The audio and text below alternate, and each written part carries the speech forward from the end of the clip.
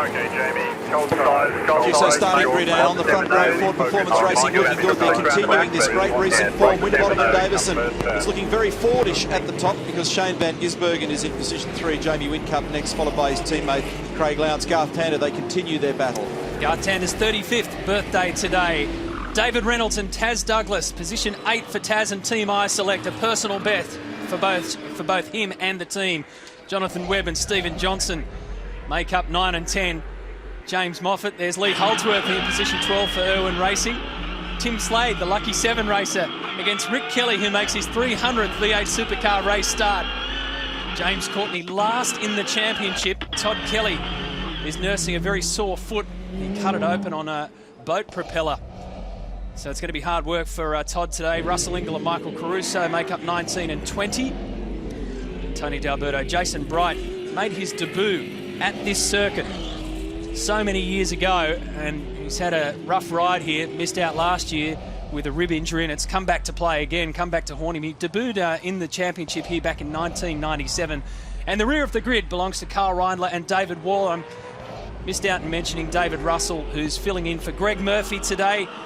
Murph recovering from back surgery, and hopefully we'll see the Flying Kiwi in New Zealand at Hamilton. A couple of historic facts to take into account. This is David Russell, by the way, Pepsi Max crew, Holden Commodore. He's running up the back straight there, warming tyres up. Did not finish results, or DNFs as we describe them, from the last 21 races. There's been 64 of them here to take into account. It's a place where there's a bit of push and shove. Jamie Whincup on board with him. Safety cars, high probability. Last 20 races, we've seen 30 of them. So not finishing this race and having safety car interventions plays a big part in strategy on board with Mark Winterbottom. 2 tyres to choose, 1 pit stop for fuel. And the big part of this race will be when you get off the hard tyre, how you minimise the damage of running on the hard tyre, and what happens at the start of this race, because being earlier in the series, there'll be more drama than we saw here last time. Awkward part for these guys that are coming up to the rear of grid at the moment is that they start their race in a corner. So the minute you drop the clutch, more than 600 horsepower, short gearing, first gear, lights them up. Of course, if you're on the outside of the road there, it's a very dirty line off the racing line. So it's actually very, very difficult to get away here. 5 seconds. Big tailwind behind them, coming down this front part of the circuit. So Winterbottom to start on pole, his teammate alongside him, Will Davison. FPR's got the momentum, and they will take it up to turn 1. Davison clearly shoots ahead. What a great start. That was a great jump, man. He got really maximum traction, and honestly, he was a car length and a half over the rise into turn 2. Lowndes had massive oversteer through the right-hander there when we were on the wall cam. The thing just slid up to the wall on cold tyres. And he's had to hold on to it too as Jonathan Webb spins around down at turn 4. A clean-skinned Techno Autosports Commodore. Okay, mate, just Probably had a helping hand there. Oh, here we go. There's some bumping on the main straight. Oh, this is so dangerous. That is wild. That's 260 kilometres an hour. Whincup went off here in practice earlier today, but he gets the job done. Risky move, but he made it stick. So Davison leads him through. Whincup, Winterbottom, then Van Gisbergen. Nice recovery here from Jamie, considering his qualifying position. So this immediately puts him in an opportunity where he can attack. And he did. Do you think this time last year you couldn't do that in championship stakes? Early in the series you can get away with that sort of stuff. And in the matter of a space of 1 lap, Mark Winterbottom's gone from having the best seat in the house at pole position into this kerfuffle. He's got Whincup in front of him. Van Gisbergen climbing all over the back of him. Driving, mate, great driving, eyes forward. The reason I held my breath then was that Whincup had a lot of brake on all through that corner. It understeered in the middle of the corner, and that meant that Winterbottom really got stuck in him. There's a little rub there. He got away with it, but it was awkward because it makes his corner exit speed slow. He's getting attacked again here off the exit of 6. It looks like Winterbottom's got slightly better speed actually, Neil, doesn't it? But off the hairpin, if you get bumped early, which is why Neil took a breath, if you get bumped early, it affects your speed down the straight. But what actually happened is Winterbottom hit Whincup right behind and pushed him along. He actually gave him a little incentive. Rick Kelly and James Courtney right to last. 27th and 28th for Kelly and Courtney. They started 14th and 15th. And inside the top 10, Crompo, you mentioned Craig Lowndes on approach down there to turn 4. Well, he's dropped back 3 spots as we ride with Winterbottom. His initial jump, Lowndes, was slow, and then he really had a loose opening lap. He lost a lot of spots here. Winterbottom just has a look, thinks about it. Very awkward place to pull off a pass unless you're absolutely cleanly up the inside, you displace the other car. There's another look at what happened to John O'Webb on the opening lap, and this is the stuff that went on. We call it the back straight, but it isn't. Watch this, the little push and shove between Whincup and Winterbottom. That's Jamie in the dirt, flat out, 6th gear, getting sideways, more than 250 kilometres an hour. And having to work overtime. Hasn't done the camera any favours. No, it certainly hasn't. This is Lowndes getting loose up at the hairpin, and there was somebody there, actually might have been Rick, made contact with Jonathan Webb. These are all the moments that were unfolding at the beginning of the race. This is the reason why Rick Kelly and James Courtney were at the back of the pack, as Mark Scaife described earlier, because we were scratching our heads wondering. So that's all happened at turn 6. So that tidies up a bit of business for us to understand who's where and why. Whincup's just done the fastest lap, 52.67. So Davison leads. He's a happy camper at the moment, coming off a breakthrough win on the streets of Adelaide. He qualifies on the front row here after thinking the car was probably not good enough to be that high. They did it well. Now he's got clean air in front. And it was a really good start. It was just a magnificent getaway. Hardly any wheel spin, maximum traction. As I said, he had it 1.5 car length. And that's a big moment for Tim Slade. You want to watch how he doesn't re-emerge. Wow, that's close. Oh, that's Todd Kelly around the outside. He was out of control. How he didn't run into another car right like this, like Moffat, that was very close. This is a place that really knocks brakes around. It was once upon a time the hardest place in the country on brakes. And it's probably been surpassed by the Gold Coast, but there's a couple of other places that make big numbers as well. But already engineers are encouraging drivers to cycle more water and water brake systems in the car to try and keep temperature under control. They're big, heavy cars, high velocity, a lot of friction, a lot of temperature, a lot of wear, and they fade. The brakes get useless, particularly when you're tucked up behind somebody else. And this is the situation that Shane Van Gisbergen finds himself in here. His brake temps will be elevated over those of Mark Winterbottom. And we made the comment that last year on the soft tyre, then that makes the brake work harder. So at the moment on the harder tyre, most of the field, well, if they're struggling for brakes now, they'll definitely struggle as the soft tyres are fitted to the cars. And one of the biggest things is that you go from 245 kilometres an hour, which with the tailwind today, where they're about to go to, before the hairpin, they'll be more like 255 kilometres an hour to 50k. You knock 200 kilometres out of them in roughly 150 metres.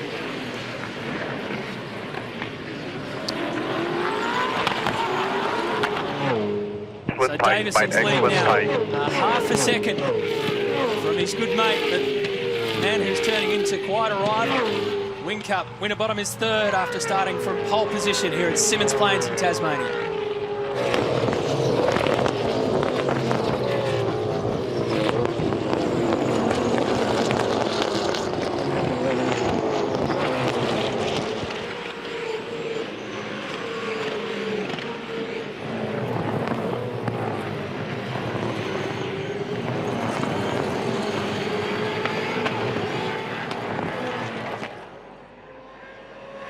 Eyes forward, just look up your brake.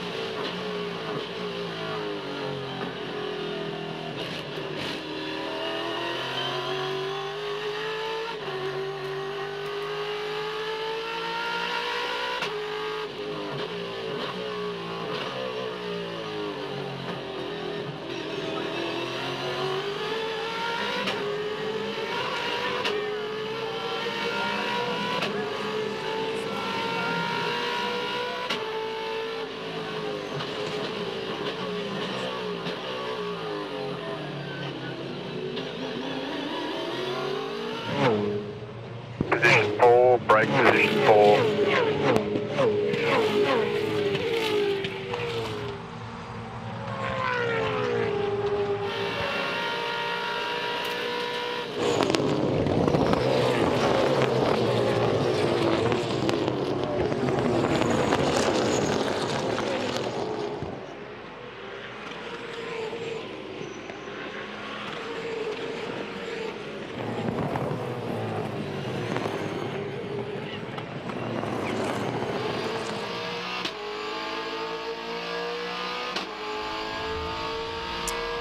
You're riding with our reigning series champion, Jamie Whincup, who's second on the road to Will Davison. The gap getting shorter. Now, this is where all the action's been, and it's hard to believe that they're both still on the track. Mark Winterbottom and Shane Van Gisbergen. Giz got by Winterbottom, Good job avoiding it. but then, right at this point here, in the last lap, Winterbottom gave him a nudge on the exit of turn 4, and then puts the deep move, deep, down at turn 6 to get the position back. So this is the initial problem for Winterbottom. He goes off the track, just down there at turn 7, and then watch this. Nudge, nudge. Has a look that side, tucks in on the inside, and eventually will get the slot back. So he goes into back to 3rd position. And along the way, in the gap in the middle, Matty, the Shane Van Gisbergen SP Tools Falcon, we saw some onboard shots of that. It was cranking sideways, and Shane was driving the wheels off it. It was very loose right in this spot here at turn 7. These guys are fighting very hard for position at the moment, and so is Whincup, who Pace is now... awesome, pace is awesome, temperature good.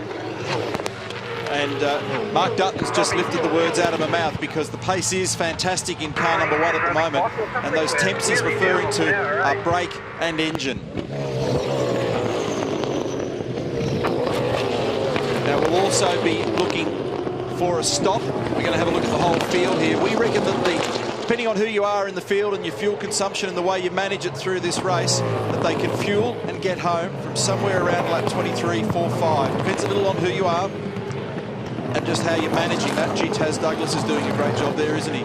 Johnson, Holdsworth, Moffat, Slade, Todd Kelly, Stevie Owen, Russell Ingold, Michael Caruso, Fabian Coulthard, Dean Fiore, Jason Bright. There's a couple of blokes on soft tyres, by the way. Fiore and Wall are on soft tyres. In fact, Wall's in now. Great pace, mate. Keep the pressure on. If Kelly it's and safe to James pass, looking down the rear, and you mentioned Taz Douglas, who's now in 8th. You'll remember that David Reynolds and Taz got the jump on Lowndes, or got ahead of Lowndes on that opening lap. Lowndes has got 1 spot back, so he's got around Taz.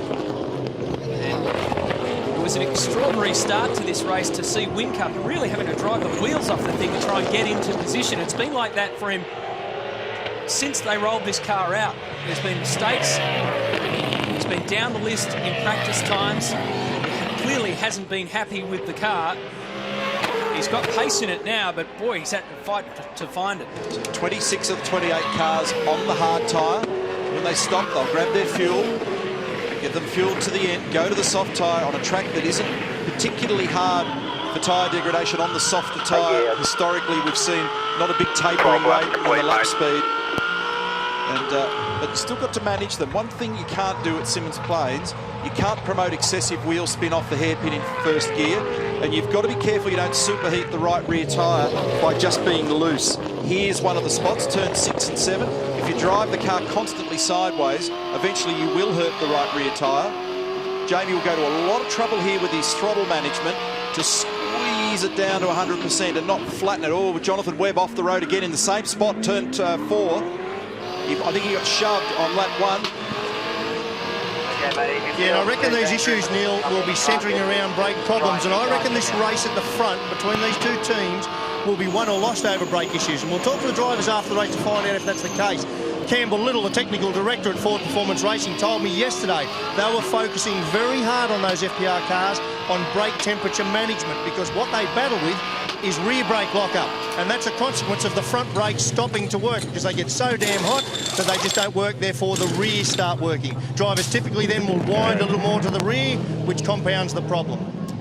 So Jason Bright in with a left-hand front, bad vibration, damage as you can see there to the left front there. Oh, that's down the outside in the dirt for Jonathan Webb down the outside of Courtney. That was very ugly. And look at the amount of rocks and debris in the front air duct and air dam of the Techno Commodore. Now, this is a very critical part of the race because at lap 15, this is the bit that's these guys have really got pressure. Dave Reynolds was right behind Tander before. Lowndes has now put pressure on Dave Reynolds, and this is a pretty lively battle. This has been heating up in behind the leaders. These guys are running 5th, 6th and 7th in the race currently.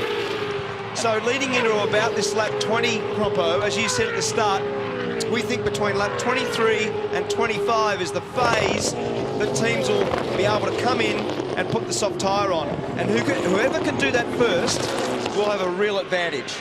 And the reason Mark says first, the window of opportunity that opens there is the guy that's got the best fuel economy. So that's what he means by first. The first opportunity to get onto the better performing tyre with a greater lap speed means you can vault the field. But the key to that lock is fuel economy.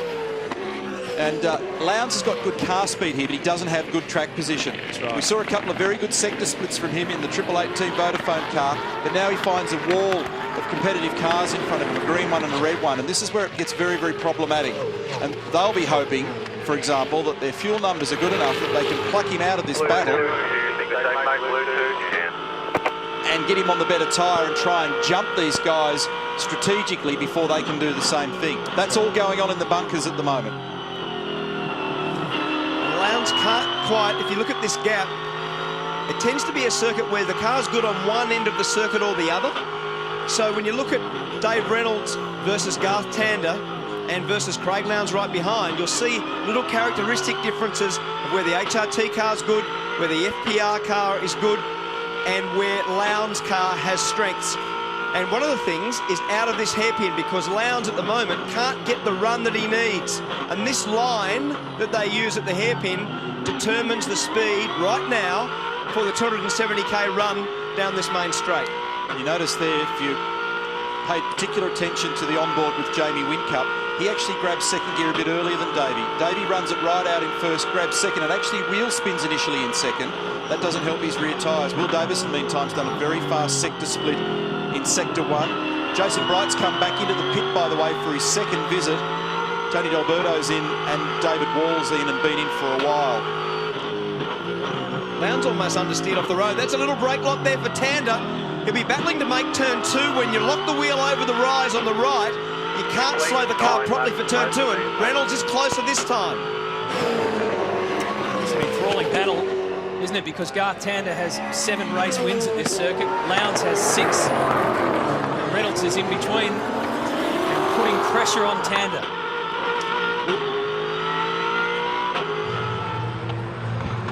Meanwhile, Will Davison has stretched the lead against Jamie Whincup. It's now out to 1.3 seconds. Back after this break.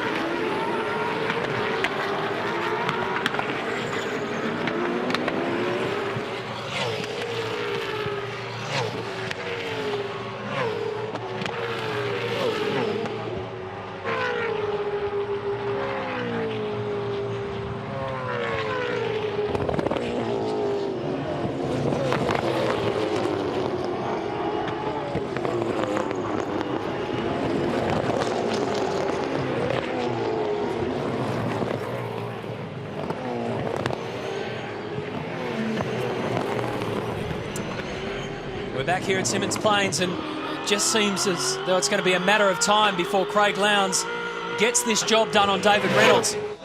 Up to turn 4, a drag race. Lowndes is all over him at the moment. He can position the car where he wants. Davy's starting to get just a little bit ragged. Lowndes up on the outside. He's actually passed him momentarily, but it's an awkward place to be. He's got a lot of wheel spin, Lowndes. They get off the hairpin together. Now Lowndes is ideally positioned for the roller coaster ride through 5, but Davey will come back at him here for the inside at 6. This is a great battle. Oh, little links. Reynolds holds on. Looking for the crisscross. This might stick. Yep. This is the one. This is the one. This is the one where he's got him. He finally was able to get David onto the grubby part of the racetrack, crisscrossed him, and that took, well, 70-odd seconds to fully play out. It was a full lap, basically, wasn't it? Very, very good bit of driving from Craig Lowndes, but also Dave Reynolds gave him room to race, coming off the hairpin. Very good braking at the end of the main straight. And this is the thing that shifted in the top 3 cars. Mark Winterbottom has come up onto the back of Whincup, and you can see that gap, 0.3, and then those small gaps that are closing, and you can see now when he's got the run on him, he's a chance to get down the inside. If Whincup goes on the normal racing line, can't quite get there. Oh, sideways, got him. Good pass, well done, good pressure. It's interesting, isn't it? Because it was Jamie that was applying the pressure to his old mate Will Davison only a couple of laps ago, and then all of a sudden that's inverted. Will's disappeared up the road, and suddenly Jamie's the Mark Dutton, reassurance on the radio. So there'll be a little trim up of the anti-roll bars, maybe a fiddle with the brake bias. Mark Larkham alluded to that before. You can't get trapped at this racetrack as the front brake efficiency goes away. It makes, by definition, the rear brakes too effective. And if you start to trim and chase that too much, it ends up an even wilder problem. So Jamie now probably just has to yield manage, try and get the most amount of points, get home early in the championship.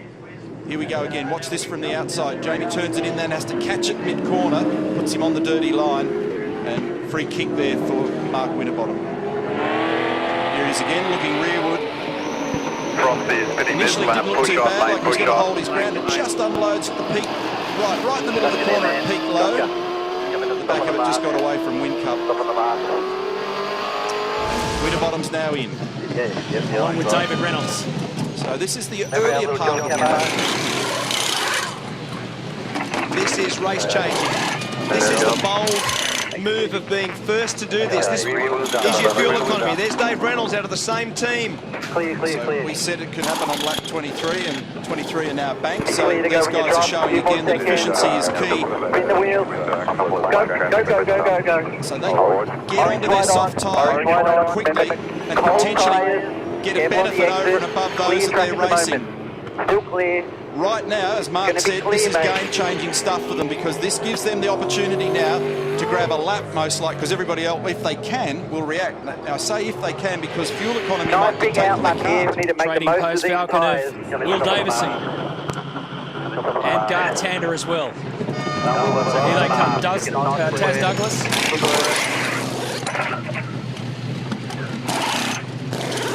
Scuff on the front left corner happens in turn 2. Problem with the gun, it's jammed on the left rear. Got away with it. Yeah, the fuel's the governing factor. Gee, that was close. You only need a little blip like that, and he would have been behind Winterbottom. So this will be interesting. The single lap that Winterbottom's been out there on the soft tyre, will it give him the yield that he's looking for? Here he comes. He's coming out of the pit. And here he is. Oh, that's close. There's definitely a gain. There's been a gain from Winterbottom versus Davison compared to the gap before the pit stops. But now for Davison, this is a very important lap. Lights are on, and now Whincup in. Yeah, so Will... Mate, got you there. Mate, we've got permission to drive through the DRM. And then just put on the clutch and the brake for me, please. We've got 4 cold tyres going on. 4 cold tyres. And about 13 seconds worth of fuel. Nice steady for me. On the wet, on the concrete. Perfect.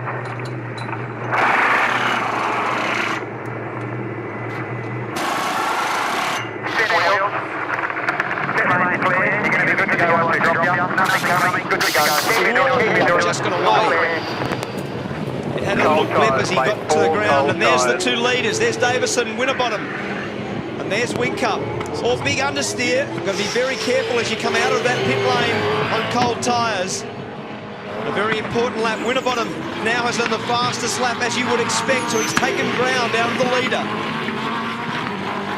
So we need to have a bit of a look at where that leaves one or two others that Jamie was a little bit vulnerable to as well. So you heard him say it's about 13 seconds of fuel. Watch the understeer here. It doesn't turn, just pulls up at the line, almost off to the weeds. So it's about, when they say 13 seconds of fuel at a bit over 4 litres a lap with Lowndes now in, it's about 53 litres of fuel.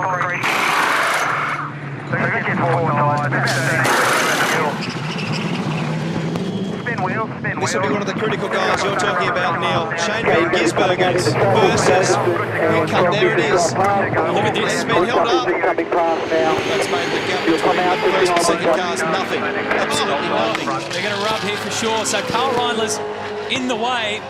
Will Davison is stuck in the middle of the jam. He's your effective race leader. He gets down the inside. Good move. Good move, but a good run with Winterbottom. I think he's going to have momentum. These guys are teammates, but remember, it's on. They will both want to win this race. Davison leading the championship at the moment. That exit of turn 4 of Frosty's looked as though he was going to get him. It was a centre shot, wasn't it? Yeah. It was really nicely positioned. He got good traction the way he went. It's a team manager's nightmare, this. I mean, it's a bittersweet thing. On the one hand, they're just going fantastically well. On the other hand, it creates a nail-biter because you've got to somehow manage two guys that are red-hot at the moment. Cars are working brilliantly, and they're so close it makes sweaty palms. Now, I think what's happened is Dave Reynolds and Craig Lowndes have jumped Garth Tander. So we saw that before the stops that they were behind. Yep. After the stops, Van Gisbergen is in front. He's in front of Dave Reynolds still, but he's behind Whincup, so there's been no change there. So this is interesting because Garth was critical of the pit stops in the team at the Clips of 500 as well. They felt that they were somewhere along the line just losing ground. Oh dear, bit of a moment for Frosty there. Did you see the thing unstable when he first applied the brake? Had a big wriggle in the rear. Yeah, Garth can't claim that here though, Neil. I was watching that stop and he actually did stall when he went to take off. So he lost a couple of seconds there. But isn't this a really good demonstration? This is very, very interesting. These guys picking these soft and hard tyre races, fuel economy, look at it's done for them. It gets you in early, because remember you can fill the car up and make it home. You go out and bang out a couple of laps on a new soft tyre, while the rest of the guys are running around on a worn hard one.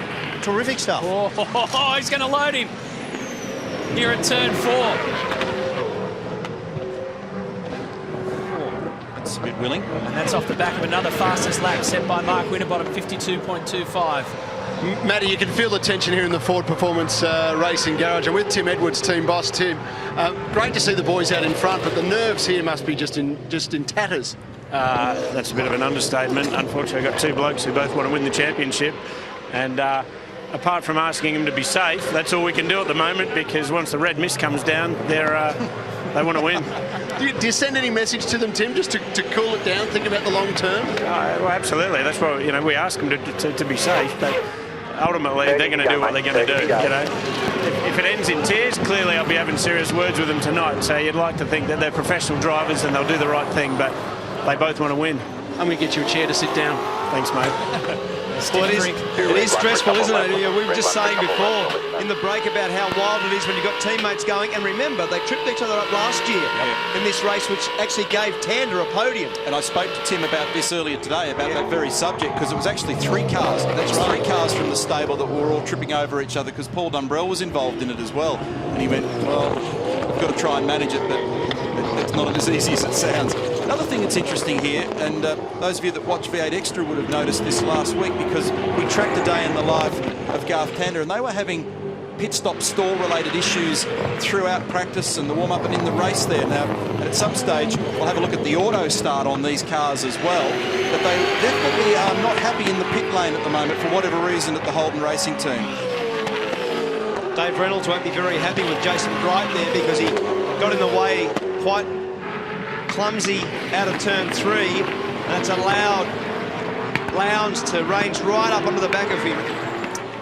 So Dean Fiore leads the race, but he will have to process through pit lane, which he's now doing. So that cleanses the field and makes Will Davison our race leader. Need to take a commercial break and we'll bring it straight back to Symmons Plains in Tassie.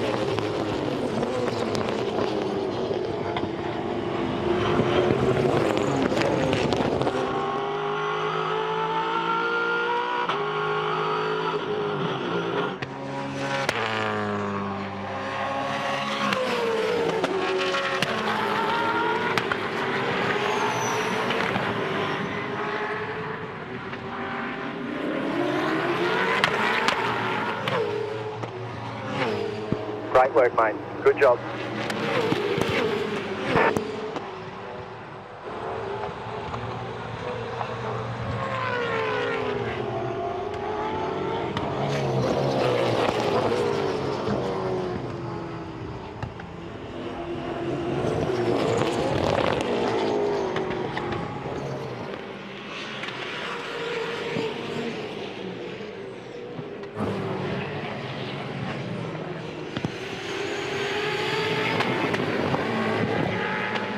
Blue dial 2, please, mate. Blue dial 2.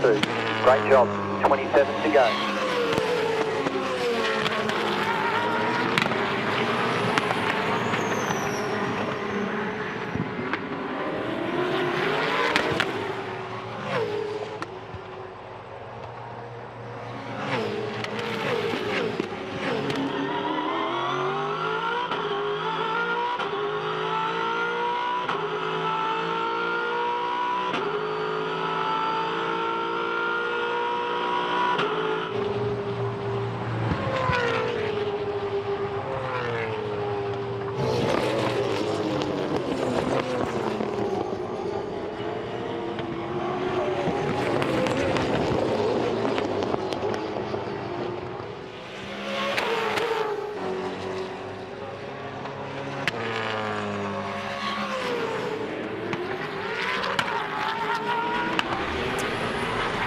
Well, as you can see, FPR, the form team, in the opening stages of the 2012 Championship.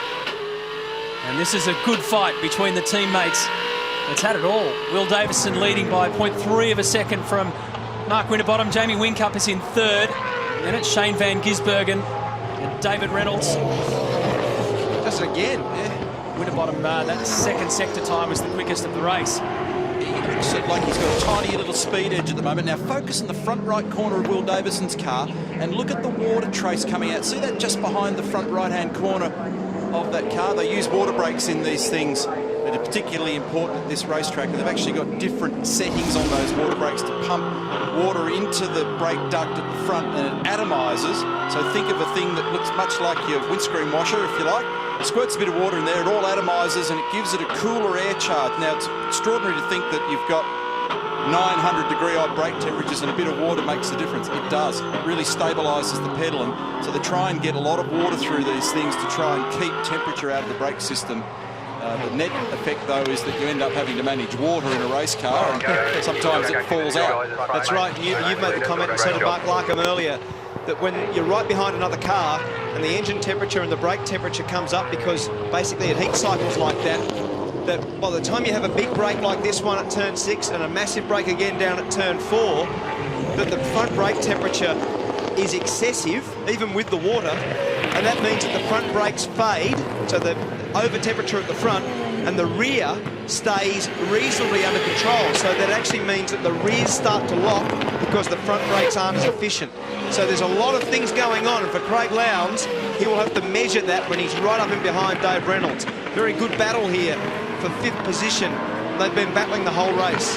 Yeah, Scaife, and the other thing, so people don't think we're dreaming, because these discs do glow red if you're in the dark, up to 900,000 degrees centigrade. So that little bit of water's not going to knock the temperature right out of the disc, but has a big bearing on the caliper, the thing that pushes the pads onto the disc with the fluid in it. And so that little bit of cooling can stop it boiling, stop you getting mist in there, and actually getting a long pedal, which, as we know as a driver, horrible. Fastest lap of the race just done by Will Davison, 52.15. Gee, that's interesting to consider that he's already taken a bite out of the tyre life. Fuel load's going down, burning about 2 litres a lap. We're looking through the field here. This is Tim Slade 8th. Taz Douglas does a great job. Lee Holdsworth, Todd Kelly, looking further afield to Stephen Johnson, Steve Owen, James Moffat. So those cars from Dick Johnson Racing are all very much locked together in speed. Caruso, this is Ingle, Dean Fiore, Fabian Coulthard, Alex Prema in 19th, Rick Kelly in 20th. Remember that he and James Courtney ended up off the road, turn 6 early in the race. Michael Patrizzi. Out of sequence there is actually Tony D'Alberto, and here we are with the race leaders again. It all happens quick round here. They're doing 52.1 second lap times at the moment. Will Davison has again just set the fastest lap of the race. Takes 41 odd seconds to actually get through the pit lane, take your stop and do all the things that you need to do. So you don't have to go very far with your calculator or your thoughts here to realise that you go a lap down very easily. This is on board with Russell Ingle. What's going on with his helmet? It's different. Haven't spoken to Rusty yet. I need to get maybe had a little change there. I need to go and find out about that. So Will Davison, terrific speed at this point in the race. So where's Russell at the moment? He's midfield in 16th. Just have a look. Back to second gear there. Across that curve. Now gentle on the throttle, and you'll see very careful steering inputs around turn 3 to make sure that you can hold it off that Armco where our camera is on the way out of turn 3. Steve Johnson's done a good job. He qualified at the back of the top 10. In terms of race speed, he's not far from there now. Lee Holdsworth's in 10th. Todd Kelly is just up the road in front of Steve Johnson. Winterbottom's response is nearly a tenth better again. He's just done the quickest lap of the race, 52.09.87, Scapey. So these tyres, we talked about them really liking this track. It was the same when we were here in November last year. They just seem to phase well on this track, putting a little bit of weight out of the cars, but not a huge amount. But they're just coming into their own. The temperatures and pressures have normalised, and that's very good lap speed into this stint, considering they came in on lap 23. Oh, for sure. And you look, a 52.11 for Davison, a 52.09 for Winterbottom. Their speed is better than anybody else, but they're very, very close. The next best time is Whincup with a 52.47 from in third position. He's 9.1 seconds behind. So the FPR guys are giving them an absolute...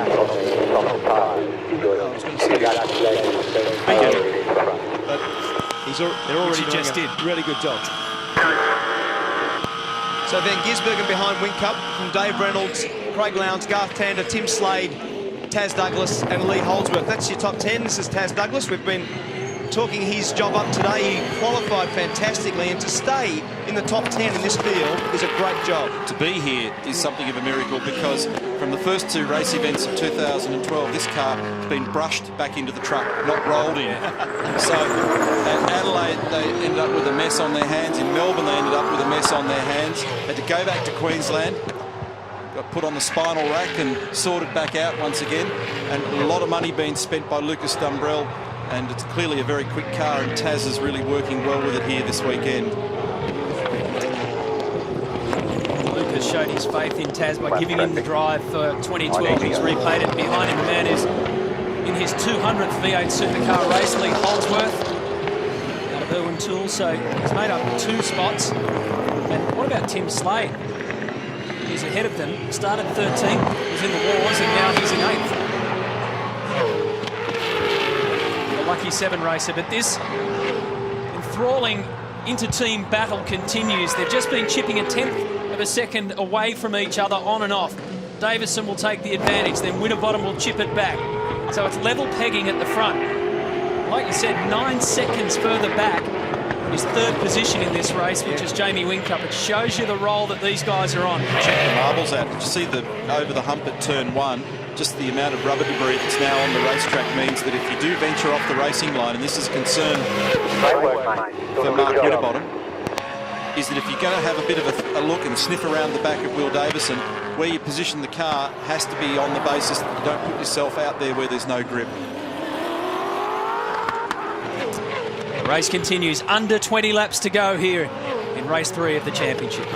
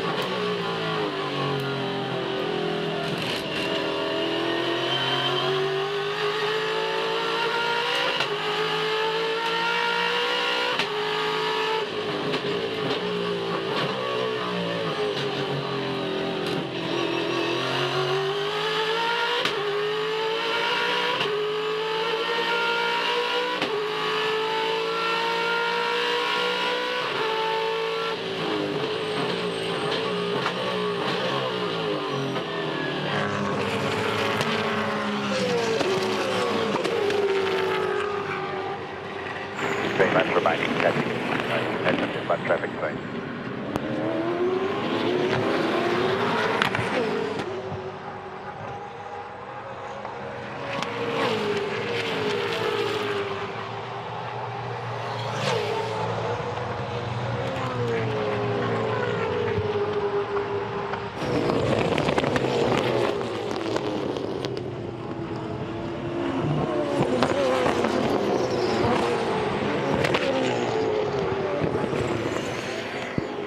To go, mate. 15 to go. 15 to go, mate. 15.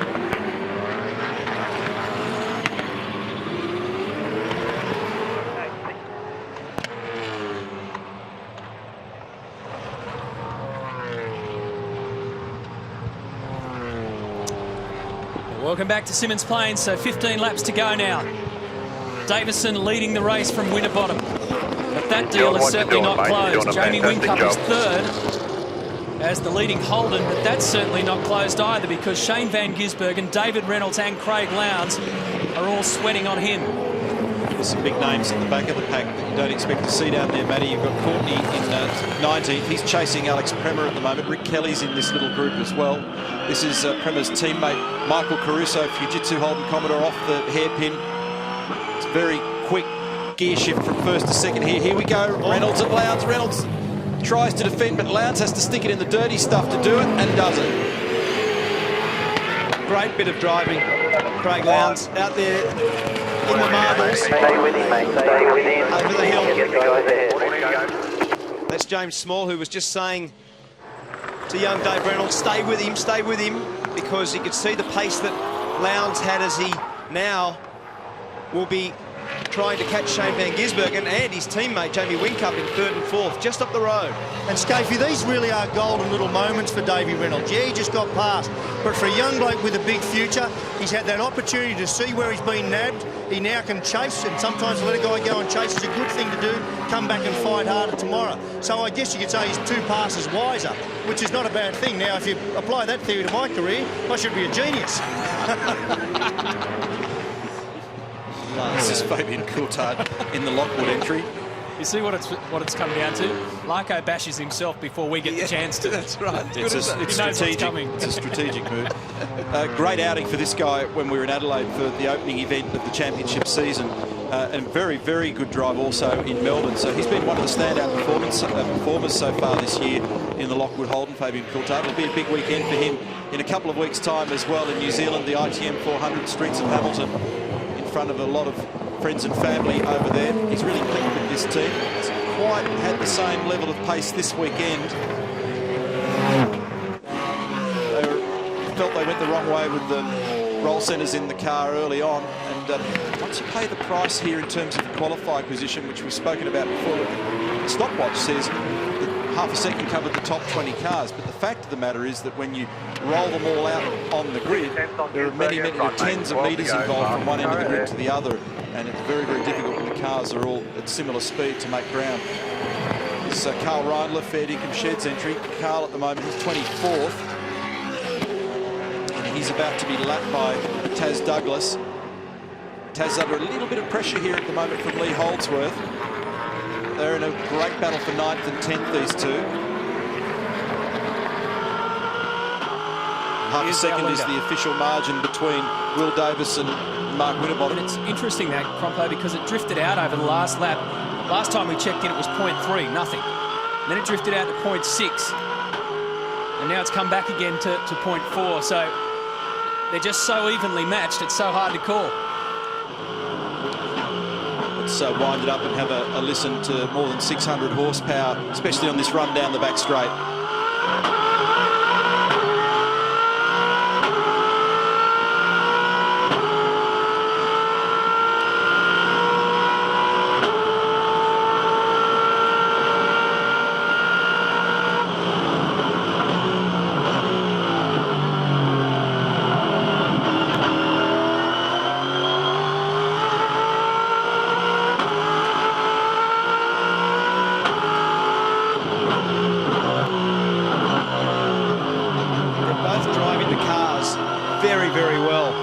Will Davison and Mark Winterbottom are driving them ultra straight. You hear the beautiful throttle modulation on the way out of turn 6 where you have to make a short shift.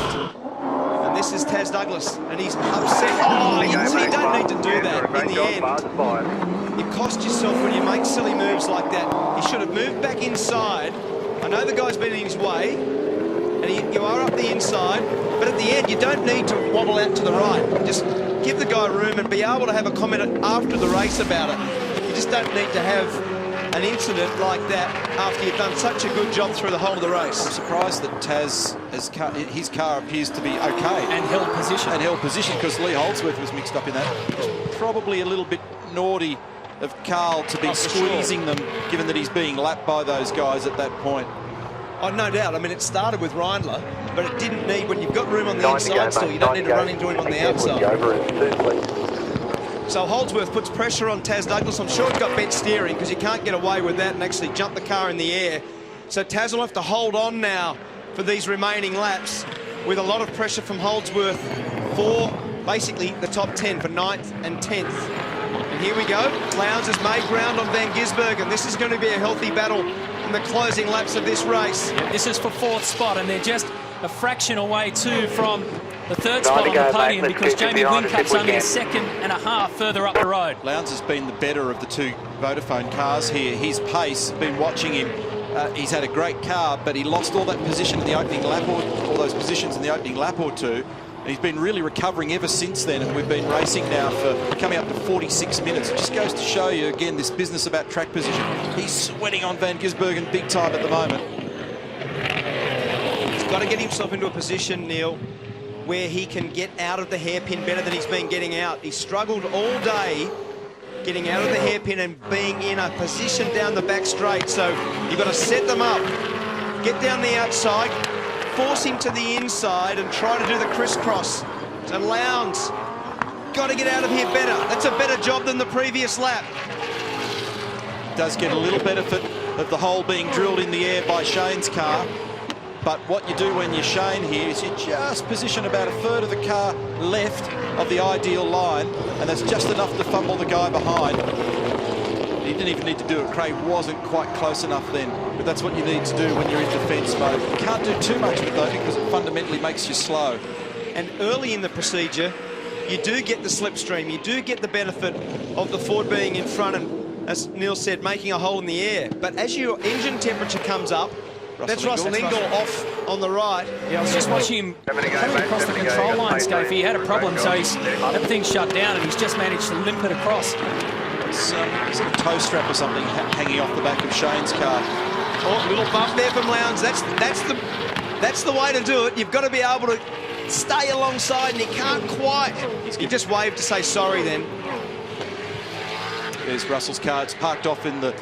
That's actually a little portion of the motorcycle circuit, the layout they use when they race the bikes here. We call it the bus stop, so he's parked out of harm's way. So Lowndes continues to apply the pressure. Van Gisbergen hasn't blinked yet. But again, 5 laps to go. Tyre quality will start to drop off. That degradation will make the car move around more. The brake temperatures are higher. Great job, And this is for the lead. This is Will Davison, followed so closely by his teammate. And a little balk there coming out of the hairpin will not be impressive for Will Davison. You don't need to have this level of pressure applied late in the race from your teammate. Quick update on Russell Ingall. Yeah, they've got no radio communication to him, so they don't know, so they therefore suspect maybe some sort of electrical power failure. Scaife, I just want to quickly ask you, with Lowndes monstering Van Gisbergen like this, he is a pest. He's the best at it. Why is it that he's the guy you don't want in your mirror at this stage of the race?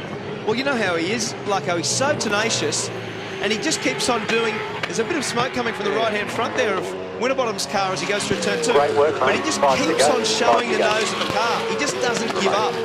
And for Van Gisbergen, although his experience is coming up, there's something going on in that right-hand front against that mudguard. It's grabbing. Well, remember, there was contact early in the race with these guys, so it's probably just pushed the front. Well, you can see also marks on it where it grabs the tyres down at turn 2. Yeah. So it's probably just pushed it onto the tyre. But they're looking at it pretty intently. Matt Nielsen and the guys will be looking pretty intently at the right front. They'll get a little look at this again now. So I can't really see a contact mark on there. Get another look at turn 2 as they come up over the rise, and this battle between Rick Kelly and James Courtney continues on all day. The stewards are going to have a look after the race at what went on there, but they're coming up to be lapped by Will Davison. You can see there that Mark Winterbottom's just dropped off a little bit from Will Davison in this closing stage. He's had to deal with what will be higher brake temps, no doubt, than Will Davison, because he's been tucked under the back of that car for so long now. These two in front of you are having a pretty good race with each other, so close around them. And that traffic, of course, has helped Mark Winterbottom, because just on that last lap, as you mentioned, he just dropped off a little bit. In fact, it was the biggest gap that they've had in quite a while. It was out to 0.7 of a second. That was Campbell Little on the phone in the background there, speaking to Mark Winterbottom. Rick Kelly did the right thing then, Neil. He just moved straight over. He knew he's being lapped, moved the car straight over and let the 2 lead guys drive on. Let's hope Courtney does the same thing.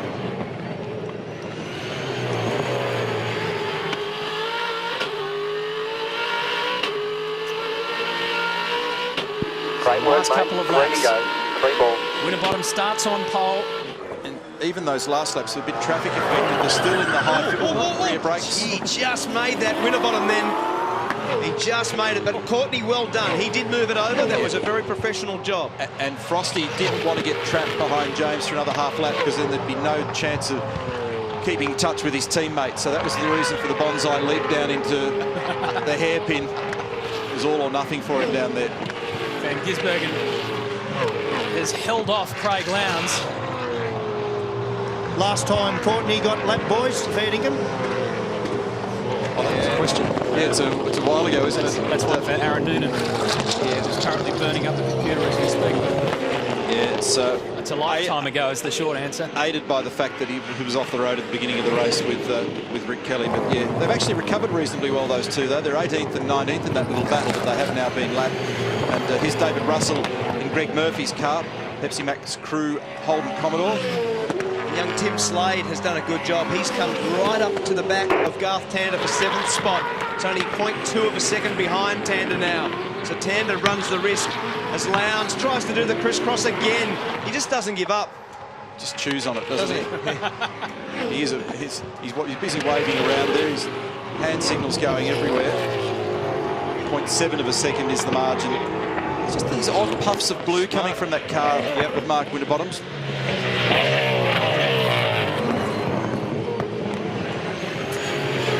Well, Davison made it clear from the start. He got a great start.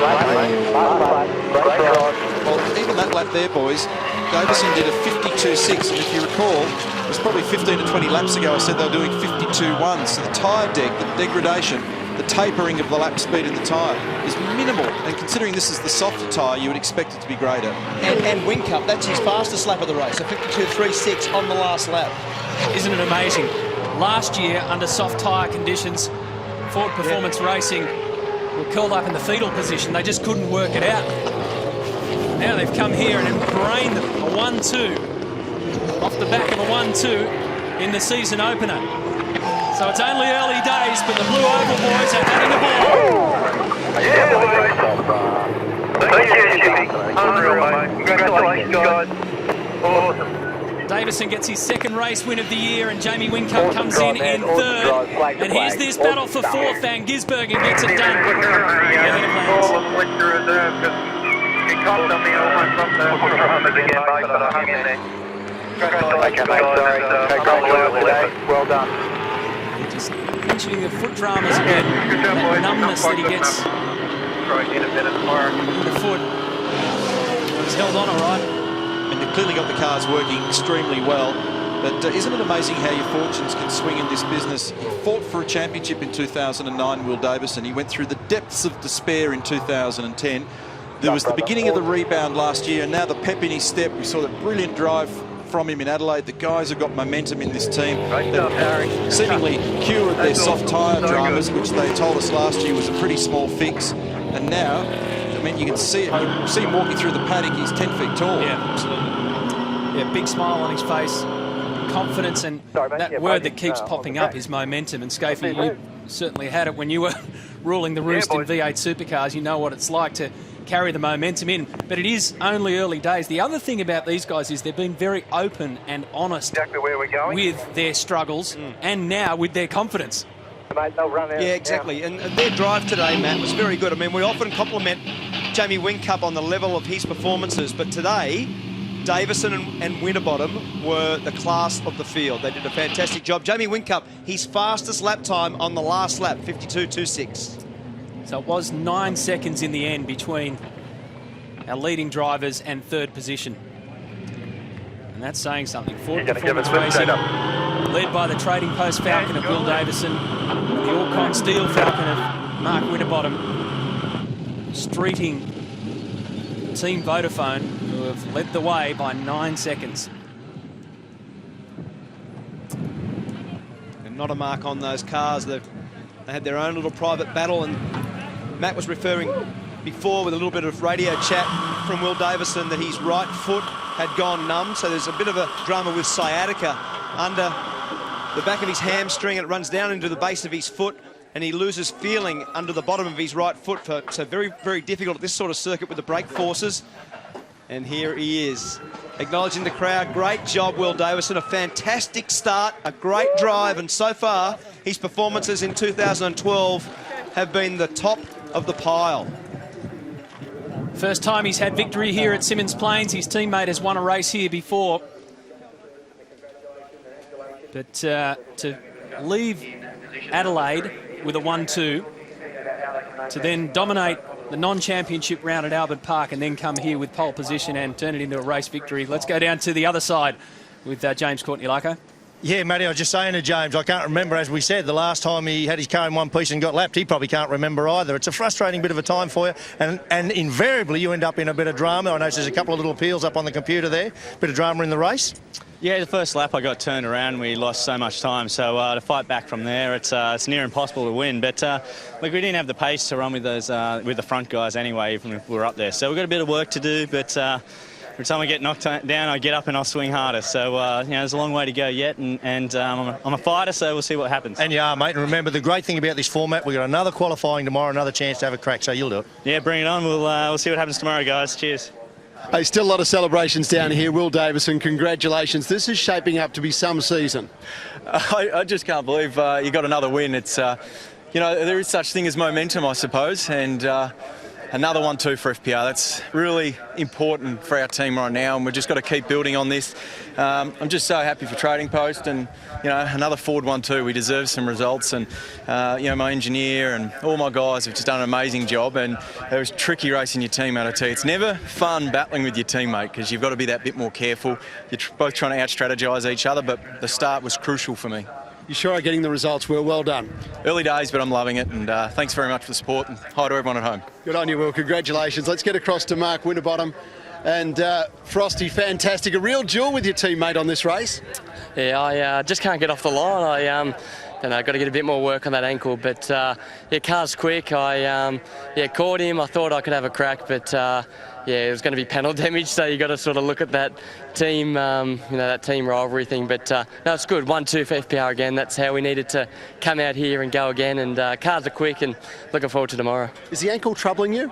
It is off the line. I'm not notoriously a good starter, but yeah, I just can't control it. So that's cost me probably a couple of races now. So a couple more weeks. Yeah, I'll try and get off the line tomorrow, and then try and work on it again. All right, let's see if that ankle can get you up the podium. All the best, Frosty. Well done. Cheers, Ta. And over to Jamie Whincup. Jamie, congratulations. Tough times out there, mate. Congratulations. Good to get back on the podium and just keeps the momentum going. Yeah, thanks, Brett. Podium's always good, but no, we're certainly not happy with that performance. We didn't quite have the pace, so we'll do a bit of work overnight. But yeah, we'll fight on. Good stuff. See you tomorrow, mate. Enjoy the podium. Will do. Thank you. So good race and good racing as well. And this is what both Will Davison and Mark Winterbottom were talking about, getting off to a good start. It wasn't the case, though, for Jonathan Webb or that camera. Webb went off down at turn 4, and Tim Slade, oh, man, how he didn't collect anything there is anyone's guess. Winterbottom gave up that position to Shane van Gisbergen, but got it back, and Here goes Jono Webb again, this one down at 4 again, where he collects all the pebbles. And they went at it. They went at it against other teams, other drivers, and themselves. There's the little nudge. That could well and truly have unloaded Will Davison from the race lead. Taz Douglas was lucky to get away with that one, and Taz would finish in 12th spot. A career best performance after a career best qualifying effort as well. So Davison comes across the line 0.6 of a second ahead of his teammate, and as we mentioned, Jamie Whincup in 3rd position. It's a good view from up there, and they've been waiting a long time to make it happen race after race, and that's what they've done. And in terms of the championship, well, Will Davison has obviously stretched it out a little bit, and it hasn't been a good run for Garth Tander. So it's now 39 points after heading in here with an 18-point gap, and Winterbottom leapfrogs GT up into 3rd spot. Let's get up to the podium. The 2012 Tasmania Challenge podium presentation time. Would you please congratulate in 1st place for Ford Performance Racing, Will Davison. In 2nd place, his teammate, Mark Winterbottom. And in 3rd place for Team Vodafone, Jamie Whincup. Representing the winning team for Ford Performance Racing is Matt Nielsen. And now to make the presentations, the Chief Executive Officer of V8 Supercars, David Malone, presenting to 3rd place first.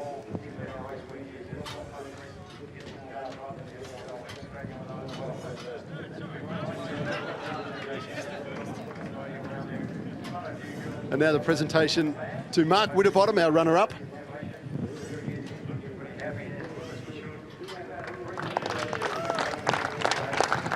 The presentation to the winning team, Matt Nielsen. And finally to our winner of round 3 of the season from Ford Performance Racing, Will Davison. Ladies and gentlemen, the 2012 Tasmania Challenge Race 3 winners. So he notched up his first win for Ford Performance Racing at the Clipsal 500, and here Will Davison gets his first win at the Symmons Plains Circuit in Tasmania.